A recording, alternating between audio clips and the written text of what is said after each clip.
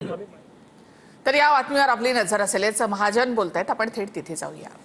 सगळ्या राजकीय प्रवासामध्ये किंवा त्या आधीपासून म्हणजे संघाचे स्वयंसेवक म्हणून असेल, बाल स्वयंसेवक किंवा त्यानंतर युवा मोर्चाचा काळ असेल भाजपाचा, त्यावेळेपासून आम्ही दोघंजणं जवळपास 35 वर्षापासून आमचा हा प्रवास सोबतचा आहे।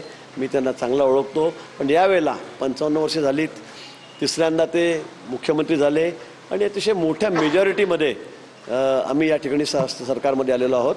आणि म्हणून यावेळेला मुद्दामून कॉफी टेबल बुक त्यांचा जीवन परिचय सर्वांना व्हावा, त्यांनी केलेली कामं आणि विशेष करून जे सगळे मान्यवर आहेत त्यांचे त्यांच्याबद्दलचे विचार हे जाणून घ्यावेत, म्हणून हा कॉफी टेबल बुक हा एक छोटासा एक प्रयत्न मी या ठिकाणी केलेला आहे। नुकतंच माननीय महामहिम राज्यपाल राधाकृष्णजी यांच्या हस्ते या पुस्तकाचं विमोचन या ठिकाणी झालेलं आहे। माननीय नार्वेकर विधानसभेचे अध्यक्ष त्या ठिकाणी उपस्थित होते, माननीय मंगली लोढा, सर्व आमदार यांच्या उपस्थितीमध्ये हा कार्यक्रम नुकताच त्या ठिकाणी पार पडलेला आहे।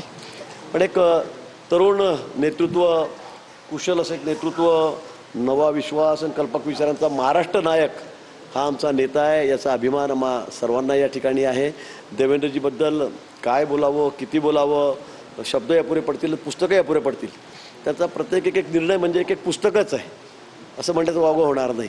आणि म्हणून असा आमचा एक मित्र तिसऱ्यांदा मुख्यमंत्री झालेल्याचा आनंद आम्हाला आहे।